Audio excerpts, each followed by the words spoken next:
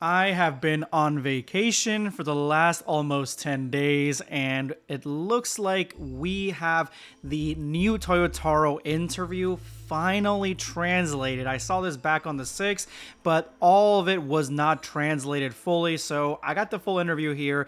Let's go ahead and jump in and see exactly what Toyotaro is talking about in terms of Dragon Ball Super. Toyotaro is asked if this is the first time that he's been in France, and he says, "This isn't my first time in France. I've been here before when I was a student. I was thrilled to see the Eiffel Tower, the Arc de Triomphe, the Louvre Museum, and Notre Dame." Then the interviewer mentions that France is one of the largest countries that takes in the most amount of manga, and this is what Toyotaro responds with. He says, "The fact that France is the second largest manga consuming country after Japan is quite fascinating to me. I appreciate that this culture is so accepted here." So I did not know that at all. I thought that America would be number 2 next to Japan. Apparently it's France, which I guess since there are a lot of Dragon Ball and just manga and creators and fan manga creators and animators and artists that all come from France, that makes sense. Toyotaro is asked what makes Dragon Ball so successful, which is a crazy loaded question, even though it seems extremely simple, but Toyotaro I think here gives a very, very good answer. He says, "Dragon Ball's success lies in a story that is simple in a good way. When there's a fight, there's no need to read a block of text to understand. This makes the series accessible to everyone. No matter who you are or where you live in the world, the simplicity of the work is its strength."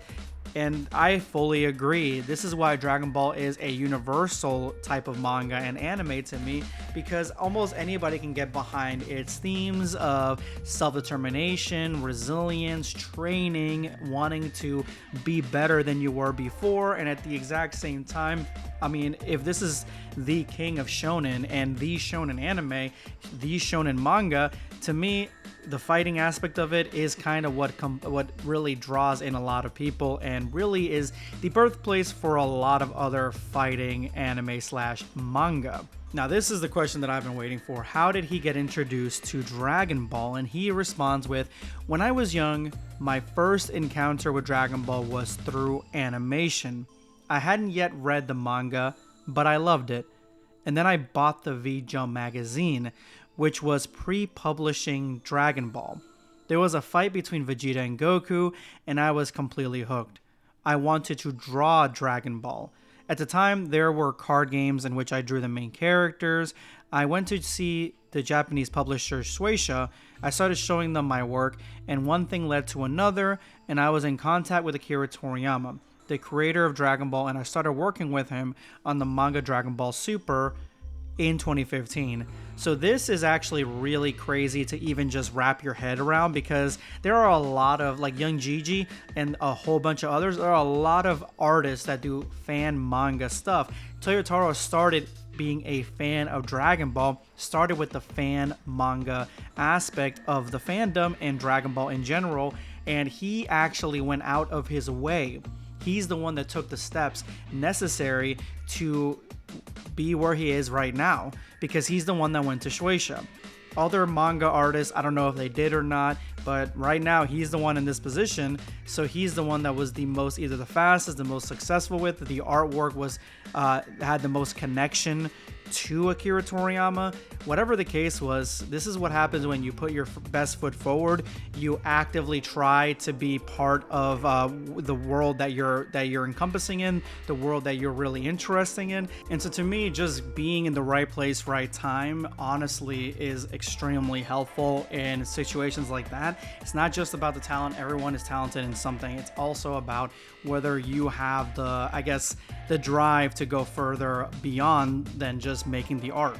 They asked Toyotaro who his favorite character in Dragon Ball is, and he says, "My favorite character is Granola, because when I drew him and I presented him to Akira Toriyama, he immediately said, 'Okay, that's great, go for it.' I'm also very proud of having created Black Frieza." Now, I'll grant him I'll grant him Granola. I think Granola is a cool looking character. To me, he gives a lot of Han Solo vibes, and if you're a fan of Dragon Ball, if you know Akira Toriyama, you know that he is a huge fan of Star Wars, and Star Wars influenced him a lot. So he obviously saw probably like a Han Solo type figure and was like, let's go for it. And personally for me, I think that it would have been a lot cooler to have Granola with longer hair like he did after he granted that wish, or he was granted that wish, and not cut it. That way it would have shown progression with him. But otherwise, I think he's a really cool character, and I think that that's why Akira Toriyama said that. Now, on the shoe on the other foot, Black Frieza is quite literally just a color swap of Golden Frieza. That's literally it. There isn't much variation from Golden Frieza, and Golden Frieza really has not much variation from Frieza, so he can be proud of creating Black Frieza, but all he did was swap the color palette. It's like he went two extremes. He went to Granola, who, I mean, it's a completely brand new design, completely brand new character, and I mean, it's something that's completely original. And then he just threw in Black Frieza in there as well, which is just a color swap of Golden Frieza essentially. So I mean, I thought that was really funny. Honestly, I thought he would have said at least Moro, since he's the one that created him. Now this one is a heavy question. Toyotaro is asked about Akira Toriyama and his passing, and just how he took that news and what was going on at that time. And what he says, honestly, is pretty touching. When Akira Toriyama passed away in 2024, I wasn't expecting it. For a while, I was a little lost. I didn't really know what to do. There were many messages of comfort through social media. Even though I was close to him, I felt like one among millions of sad fans. And this is a guy that he's worked with very closely for the last, I would say, 2024, so maybe in 2015. So almost 10 years, almost a decade of Akira Toriyama's life. Toyotaro has known him, and he's been a fan since Dragon Ball started. So, I mean, this is extremely close to him. So it does make sense why Dragon Ball has gone through this hiatus 100%. And it looks like Toyotaro seemingly is ready to jump right back into Dragon Ball Super. And now the huge question. They ask him about Dragon Ball's ending and what should be the ending of Dragon Ball, which to me is such a question that there's no way Toyotaro is going to give like an actual, like literal answer, in my opinion, about what he knows about the ending of Dragon Ball. And to me, Dragon Ball hasn't even gotten to the ending of Dragon Ball GT over the last like 10 years. So it should not even be close to ending unless you say GT is the actual ending of Dragon Ball, because timeline wise that would make sense. So he says, for me, Dragon Ball is the #1 manga in the world. 100% true. I don't think Dragon Ball should end. I am not alone in working on it. It's the strength of fans around the world that allows this work to continue. As a manga artist, what I would like in the future is to continue evolving and always improve, to have multiple approaches to create funnier manga, to improve my drawings and storytelling skills. That's my goal. So it looks like Dragon Ball is not anywhere near close to even ending or being even around that level of ending. And Toyotaro claims it right here. It's not over. Dragon Ball Super is not over, and they're going to continue, and he's going to continue evolving the story. He said much funnier, which I think is very, very specific, because Toyotaro in Dragon Ball AF, it's not funny. It's not even lighthearted at all. It's not even close to being lighthearted. And if you look at Granola, if you look at Moro, those are very specific to Toyotaro. There's very little comedy there.